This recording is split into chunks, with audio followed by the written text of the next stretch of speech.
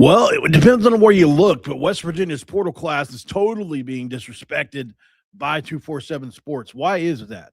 Why is it ranked so low?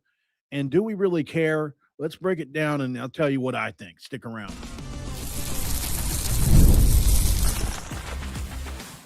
You are Locked On West Virginia, your daily podcast on the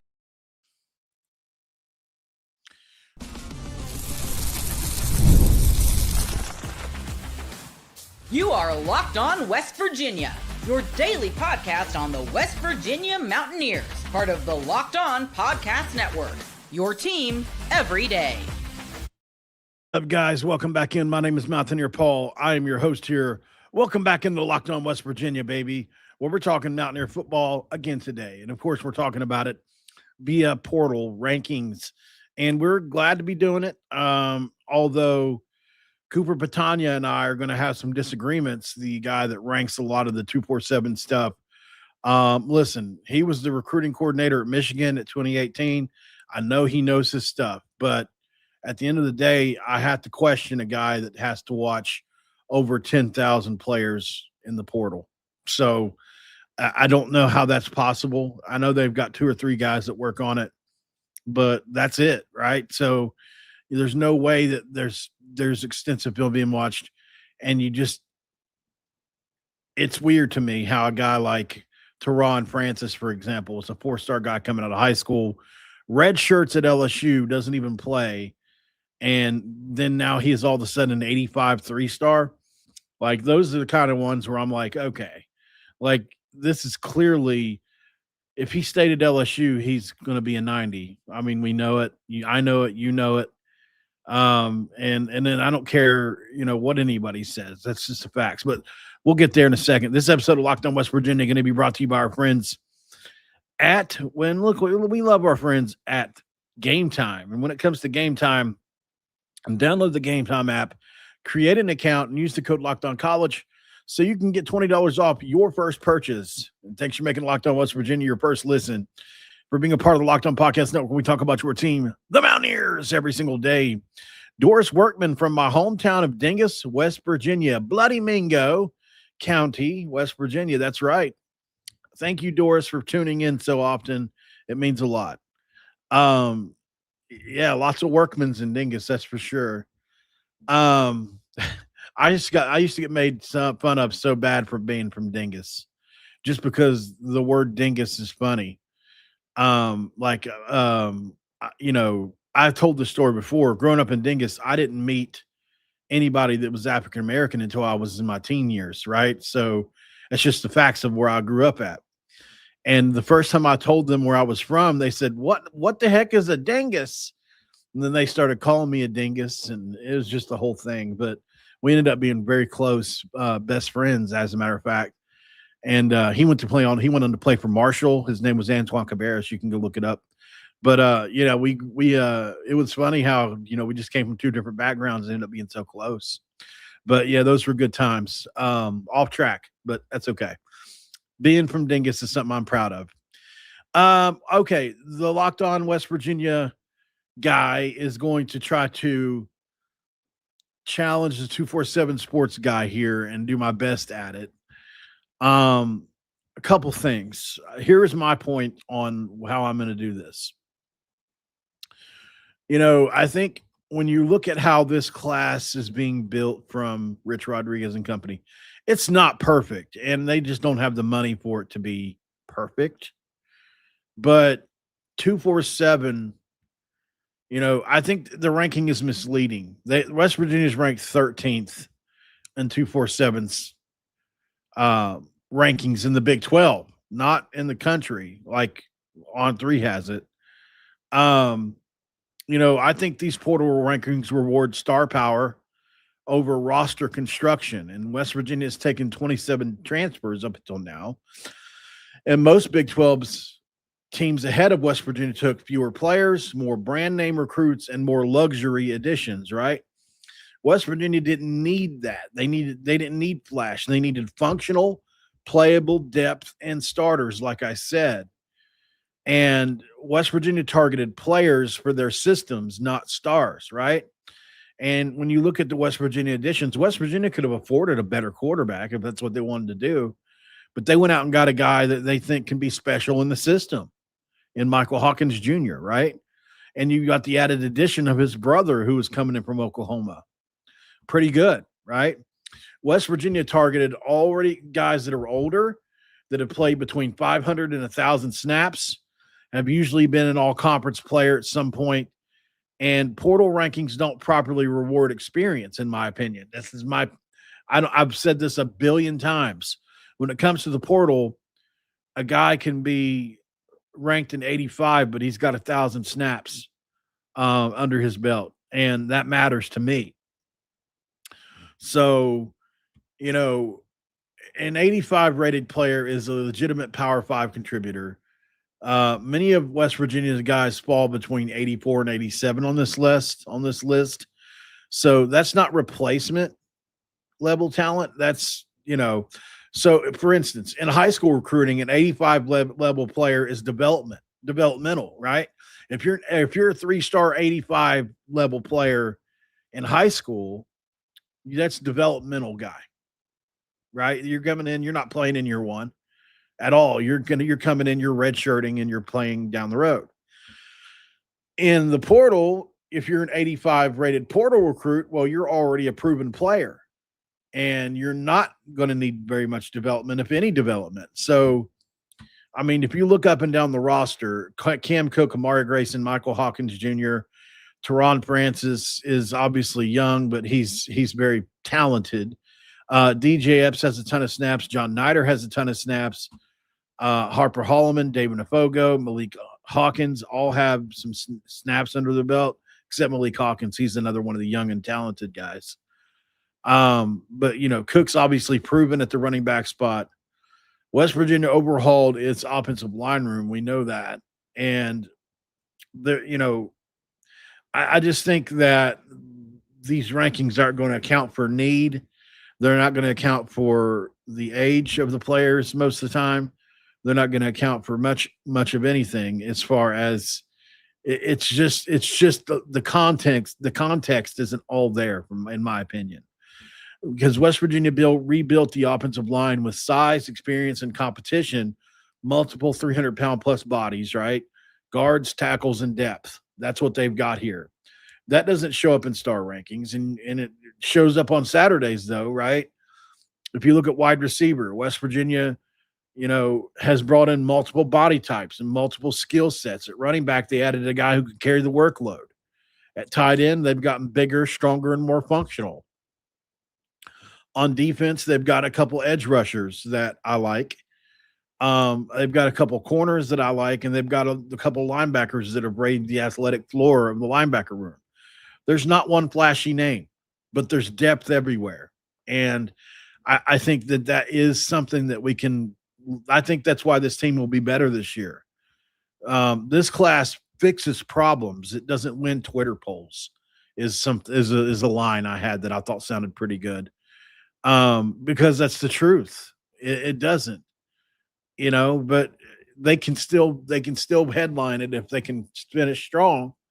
And we've missed on a bunch of guys that I really like here recently. The Thompson guy from Michigan State was one I wanted. Leon Danitz, who is now not visiting West Virginia and is going now to Wisconsin and Ole Miss instead, is a loss. And, I don't know what to make of it. Seems like West Virginia can't get legitimate defensive ends. Eddie Kelly Jr. was the best they can do last year, and now this year they can't even get somebody to sign. So they're that sought after, to the point to where I looked, Ole Miss has signed multiple defensive ends, but they're going to give Danitz a bag so that somebody else doesn't sign him. That's just the way it works. With the 105 roster spots and the designated spots now, you can addition by subtraction people if you really want to.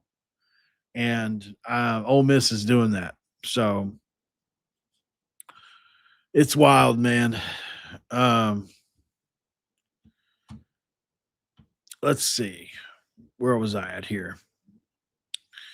Oh, yeah. So the ratings, the 84 to 87 portal ratings is not bad. It's legitimate Power 5, Power 4, Power 5, whatever contributor, especially when they played major college football, right? 90 in high school is a is a projection, and 85 portal player is a resume. Do you get what I'm trying to say here? Like if I'm putting a 90 score on Kevin Brown, who's a 94, that's a projection for how he's going to perform. I can't guarantee it. Like he may come in and stink it up. Do I think Kevin Brown's going to be one of the best players in the history of our program? I do think he has a chance to be, yes. But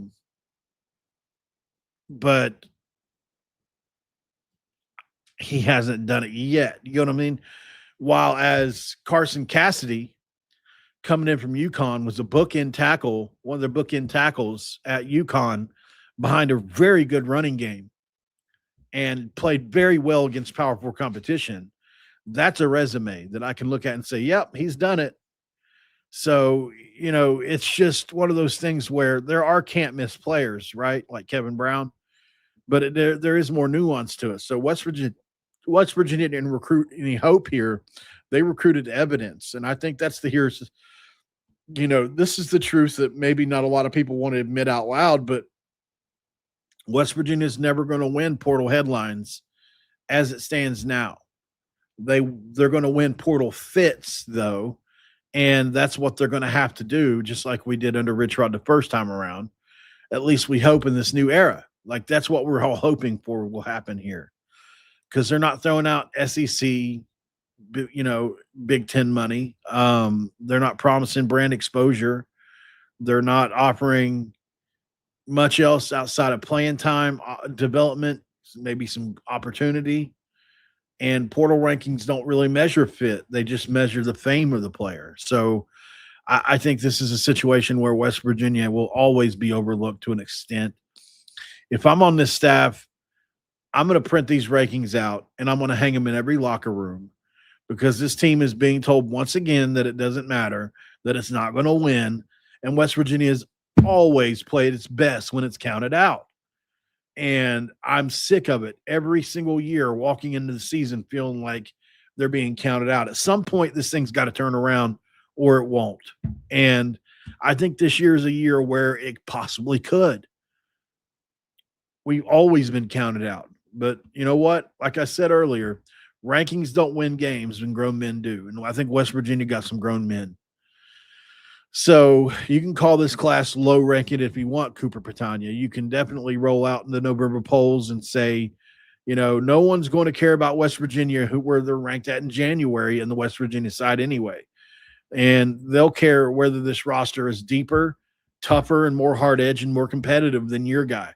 And that's what we'll take every single time over the portal rankings in the offseason.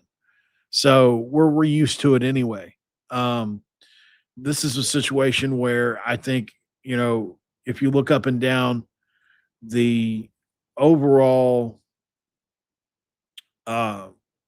roster, the portal roster, you got DJ Epps, who I think can play at this level. We got Prince Strachn, who we're going to feature in the second segment. We've got John Nider, who I think is the tough as nails wide receiver. You got Teron Francis, who I think can be your number 1 or number 2 wide receiver. You got Cam Cook, who can carry the load. You've got Michael Hawkins, who could be special at quarterback. You've got Cam Ball and Josh Sapp, who is a receiving and a blocking tight end. Nothing flashy there. At the offensive line spots, you've got Karsten Cassidy. It's such a hard name to say. Who, he's an 86 rated guy. He's a guy that was really good at UConn, and we'll see what he is at the next level. I watched Devin Bass for 70 snaps dominate Utah. I have no doubt about Devin Bass coming into West Virginia's program. Him rated at an 86 is not right to me. I would have him at an 88 or an 89 personally. That's me, because I've watched the tape on Devin Bass. Wes King is probably about right at an 86. I feel pretty good about him there. Maybe he could be an 87. Is he a 90? No, I wouldn't say that, because he doesn't do everything at an elite level, but, fine. Cameron Griffin at an 84 is probably about right for me as well. He's got a ton of snaps at the level he was at, but was he dominant? No. Amari Grayson, I totally disagree with. I don't understand how he's at an 85. He's extremely athletic. He can really move, and he's closer to Vass than King or Griffin, in my opinion. And I've watched the tape. You guys know I have. I mean, I've got hours and hours and hours of footage on both of these guys. And I've watched a lot of tape this offseason. I've really dedicated myself to it rather than just the highlights, like I say all the time. So I've been lucky enough to get because it's hard to get tape on teams. I mean, you can watch the games back, but that's not anywhere close to the same thing. If there's some websites that have this all 22 show you all the filler. It just shows you each play individually. If there's 70 snaps in a game, you can flip through all 70 snaps in literally 2-3 minutes. You know what I mean? So you can get through some tape real quick with the all 22. And if you want to watch offense, same thing, right? Well, with Jacksonville State, I was able to get, the tape on them, which I still have, versus FIU and versus another team, which I haven't watched yet. As a matter of fact, I need to watch it. Who is it? Who is it against?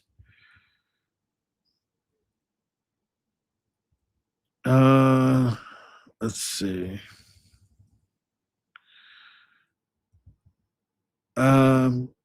Jacksonville State versus Kennesaw State.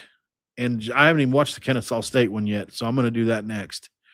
That's going to be the next thing I do today. I'm excited about it. Kennesaw State and the Kennesaw State had some dudes. Man, I'll watch the FIU tape, which has Stoltz, who I haven't watched yet either. So I've watched the Jacksonville State side of it. I haven't watched the FIU side of it. But obviously, so I got a great look at Amari Grayson. I got a great look at Cam Cook, who just obviously is great.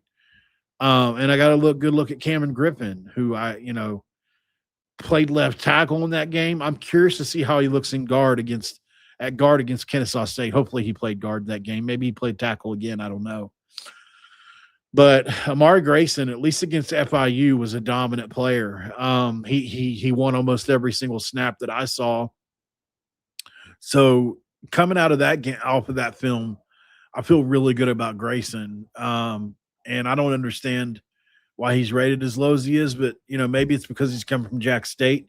If that's what you're going to sell me, then fine. Will LeBlanc, I need to watch tape on, which I'll have to ask him for. But he's an 83. I don't know. I mean, he's really hard to. I wouldn't want to. I'm not going to argue with the 83 on him because he's coming up from such a low level. David Afogo from Bowling Green is an interesting one at 85. I don't disagree. Harper Holloman from Western Kentucky is an 86. I think that's a good score. Malik Hawkins coming in as an 85 is fair because he's never played, right? I think that's probably fair. Jameer Latimer at an 86, I think is wrong. I think he should be closer to an 88, especially with what he did at Jacksonville State. They didn't play him enough at Wisconsin, in my opinion, they played him. He was their third corner, but he would have been their starter this year. But, he's coming back into a system he already knows. Kamari Wilson at an 85 I definitely agree with that. I think he's got some holes after watching his tape that I wasn't aware of before now. I think a lot of people look at him and look at the numbers at Memphis and think he's going to be really good. He struggles in coverage, y'all. I'm just going to tell you that now. That's what I saw yesterday. Tyler Stolsky, I still have to watch. Malachi Hood, I've got tape on him. He's really good with his blitz timing. But, so, there's a lot of things about this team I like on the portal. Let's go to break, though. I went over pretty high on this segment here.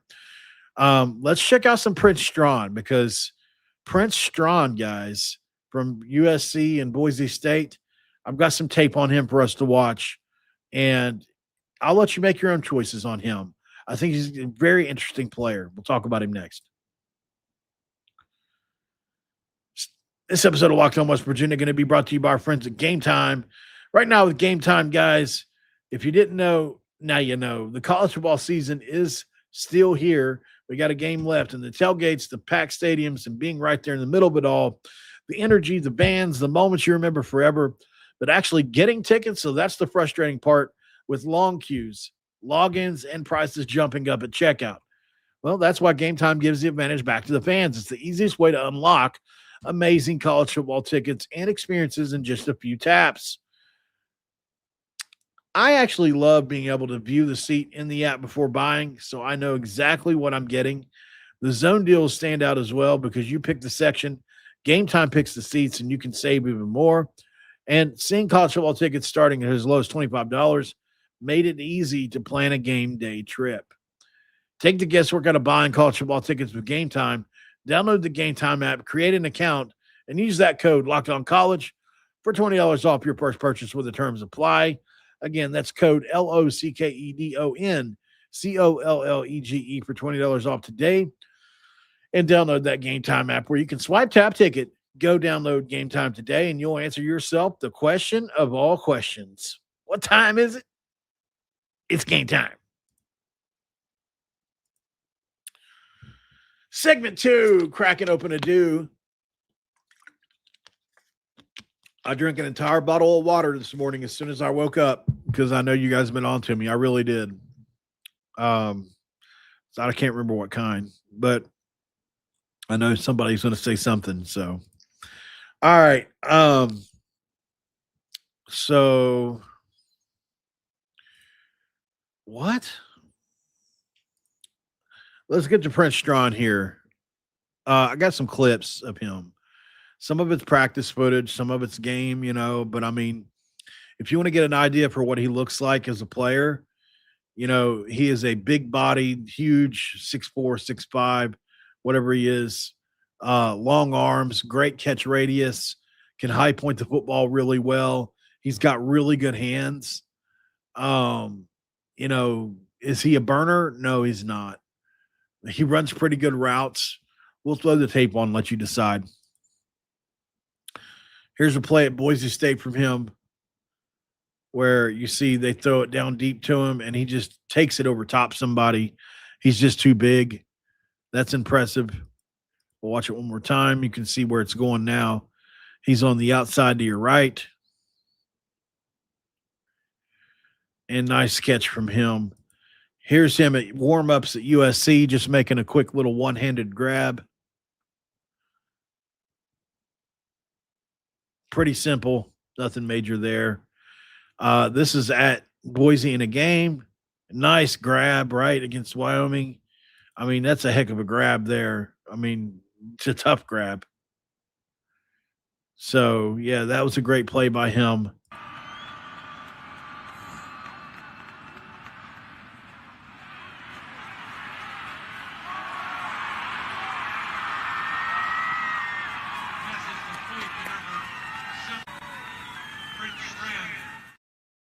So Prince Strachn on that play, playing pretty well against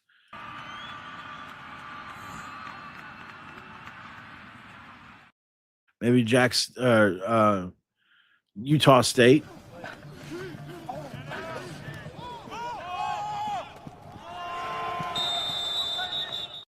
Once again, he goes deep here in practice. Man, you look at the talent they had. They had Talon Green, who was really good at Arkansas at times last year, throwing it to Prince Strachn.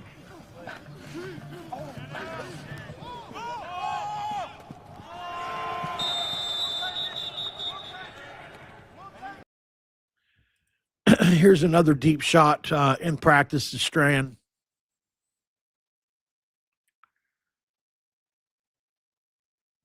Just taking it over top of somebody's head and then rushing to the end zone. So as you can see, he's got some ability for sure. I think he's a guy that can come in and catch balls over people's heads. Here's another play in practice where he just makes the outside move. They throw it to the pylon and a one-handed grab. Great grab from him. You'll see him take the outside leverage. And that's just a great, great catch. So Prince Strachn is another guy that I like a lot. I think he's got the potential. As far as, all that goes. I mean, I do think he's got a chance to be very good. Excuse me, guys. I'm so sorry.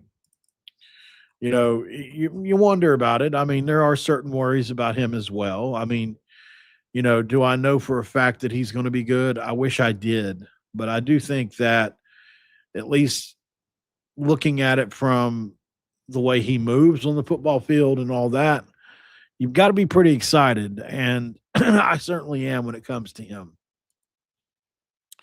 He's got some potential.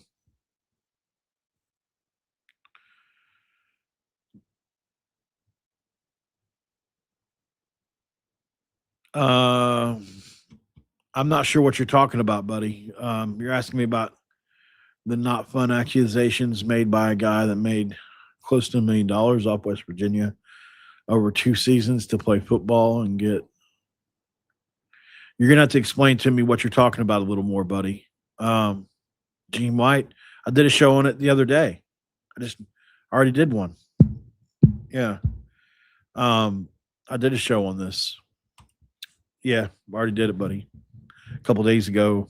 But I mean, I can address it again, but like I think at the end of the day, here's the thing we talk about.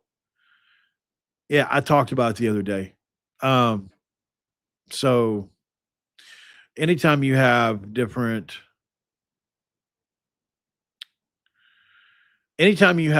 cultures clashing, it's going to happen, right? Guys are going to come in and they're going to be used to Brown's coaching style. Okay, Drum Wolf, I see what you're saying.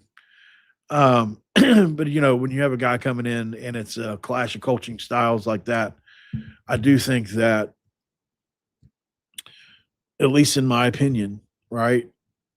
I'm not saying my opinion is the be all end all on this, but I think that Brown and obviously Rich Rod are two totally different people. They're two totally different coaches. One is very religious. One is very soft spoken, doesn't even curse really. And the other one is just the opposite. He's a maniac that is obsessed with football. Neil Brown says that there's no such thing as a gamer in college football. He doesn't believe that a guy can play better in the games than he does in practice. Rich Rod believes that the opposite of that. He believes that a guy can just catch fire in a game and take off, which is what happened with Pat White, who he didn't see in practice playing well at all. Not that he wasn't playing well in practice at all, but he wasn't playing like he would in the game. For sure, he turned it up a notch. Neil Brown never believed in that. Neil Brown believed in light thudding most days of the week. They very, very rarely hit a lot. Rich Rodriguez has times where they may thud several days of the week, right? And thud hard. So, he's only at it. He only brings in coaches that are like-minded of him. Although Jack McNeil sucked, Jack McNeil was demanding. And, although Rick Trickett is old, he's going to be extremely demanding.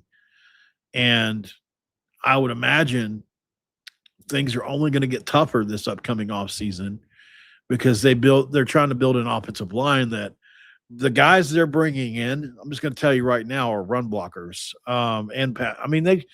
Even though they all have this thing with they haven't given up much sack, it's at lower level.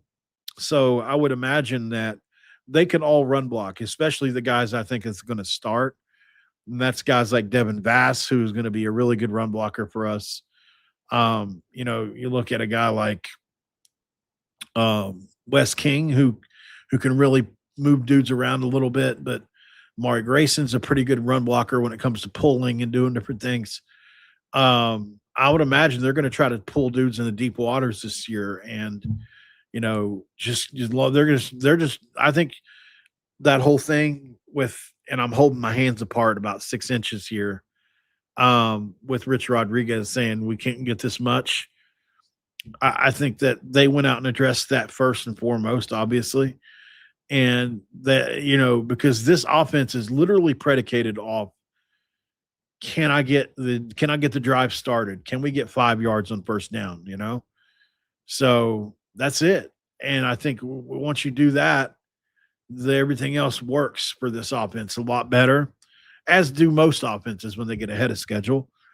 And so I think that's what they went out and made sure that they could do above all else. And I think that they're going to be able to do it. So um, I don't even know where that came from or what or why, but yeah. One more quick break, 3 seconds. We'll be right back. All right, we're back here, guys. Thank you so much for joining in. Yeah, it's going to be fun. As far as complaining about Rich Rod's culture, that's why guys entered the portal. You don't have to participate. It's easy to hate on a guy whenever you're gone, whenever you're no longer part of the program. I'll say this about Jaheim, guys. Jaheim was always kind to me in my interactions with him. Um, you know, I know that he wasn't offered a lot to stay. So, and there's other players just like that. So just keep in mind that there are other players that may or may not have been offered a lot of money by West Virginia and that you probably thought should have stayed. There's a couple that like I would have been like really mad last year had I thought that we were going to let him go. And now I'm okay with it because of some things that have happened. But yeah, I mean, they've let some guys go that you would think that you would need to keep to be good again next year. And I don't know if it's because they wanted to save that money or if it's because they just didn't like how they behaved and it was a cancer to the locker room. You've got to, if there is anybody, even one player who doesn't go hard on every single snap, then you've got to have that conversation with them in the offseason, right? Listen, if you can't go hard on every single snap, then we can't have you here. And Jaheim White, my biggest criticism of him for years at West Virginia was this: tapping out of the game as soon as we get rolling. He'd have 2 or 3 runs where, he'd have 2 or 3 runs in a row where he was killing it. And then all of a sudden, boom, tapping the helmet, wanting out of the game, right? So, look, you say what you want about Cam Cook and guys like that. It's not going to happen under this, or you won't start this offense, because the way they run the offense is we get you guys in a certain position group and we find a certain set of plays that works against that. Let's say we get in the 3rd and long and you guys bring out a nickel package that is very run forgiving or whatever. And we somehow run a draw and get a first down, and now we're moving, right? Well, we can't sub because that gives them a chance to put their heavy guys back in. You know what I'm saying here? So you've got to be able to carry the rock now for 7 or 8 plays in a row. We've got them on the ropes. We've got them in a situation where they may not have their best heavy guys in right now, and we've just got to be able to pound that rock. And if you can't stay in the game because you're too tired or you can't take it for more than 3 carries in a row, that puts us at a huge disadvantage. Huge. That's why you have to have guys that can carry it 7 or 8 times in a row. I get that it's hard. It ain't for everybody, but there are guys that can do it. I see it all the time against us. It seems like, teams all the time have running backs that can just take carry after carry after carry. Like Raleek Brown did that against us there for a little bit. Who was a couple other guys? Kansas State seems to always have a guy that can do that. There's always other teams that I'll pay it because I would always weigh it against our guys. I'm like, why does our guys always come out so early? These other teams have running backs that can run 5, 6, 7, 8 times in a row. I don't know. I was always really frustrated with that with Jaheim, and it's like he's going to go play with Neal.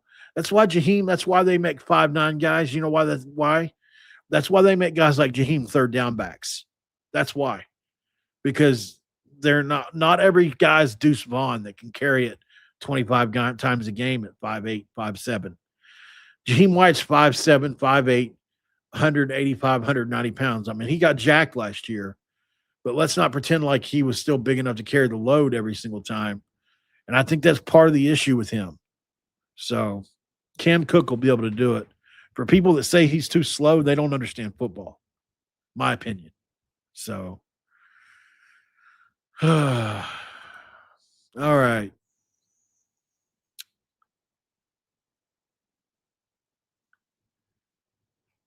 Well, I guess that's all I got on this one.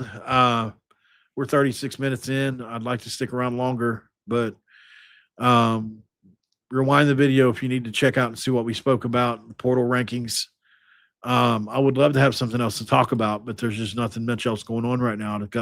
Outside a couple of visitors, West Virginia's got a couple of fullbacks coming to town. One from Arizona, one from I can't remember where, lower level. They're both really good. I like them both. It'd be funny if West Virginia took them both, two fullbacks. That'd have been something I didn't see on the list of players for West Virginia to take. Thanks for making Locked On West Virginia your first listen, guys, and for being a part of the Locked On Podcast Network, where we talk about your team every single day. I will see you guys on the next one for sure, and have a great rest of your day. Also, like, share, subscribe so we can keep our job. And check out Locked On Big 12 as well next, guys, as he does a great job over there as well. Also, we know he does. Drake Toll kills it over there. We're very proud of him. So if you don't care, check him out next, and we will talk to you on the next one here, probably here in a couple hours. Until then, Q Country Roads.